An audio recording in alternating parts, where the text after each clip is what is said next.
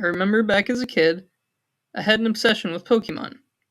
I watched the anime, got the merch, plushies, posters, figurines, played the games, made some fan art online, watched multiple YouTube videos involving it, and even had favorite Pokemon. Mainly Pikachu, Squirtle, Gyarados, and Haunter. Then, in 2016, I heard about a new Pokemon game. It was called Pokemon Go. I wanted it so bad.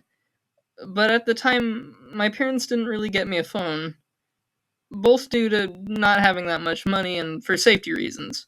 You see, my parents thought if I used a phone, spam callers or creeps could message me, so they ultimately decided against it. It was a shame for a while, and I was pretty disappointed, but then one day, I realized I didn't even need the app.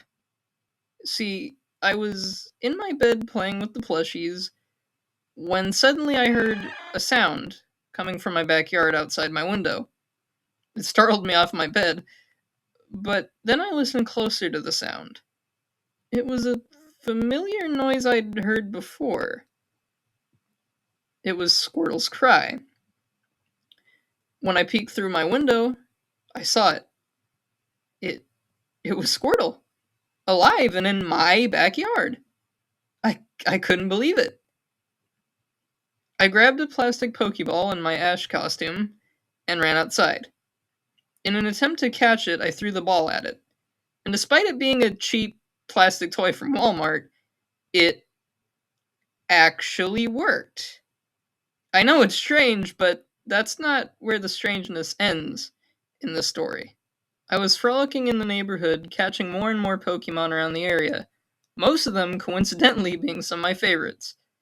I wasn't worried about my parents or strangers at that moment. It was almost as if I was in kind of like my own little world, like a dream come true. Finally, the last Pokemon, across the street and near the road, was my all-time favorite, Pikachu. I ran over to catch it, but as I did, I finally heard my parents screaming for me. Although I didn't quite hear what they were saying, as for some odd reason everything was muffled.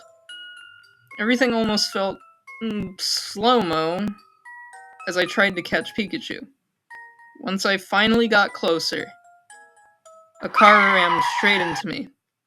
Several of my ribs were being crushed, and both of my legs snapping to my side. I went flying to the side of the car road.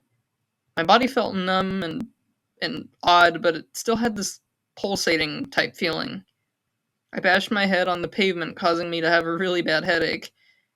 I felt warm and wet all over somewhere. And that's when I began to snap out of my daze. There was no Pikachu there. And I realized it wasn't all sunshine and rainbows as I saw my parents and the driver rush over to help me. But then my eyes started closing, and I saw nothing but dark.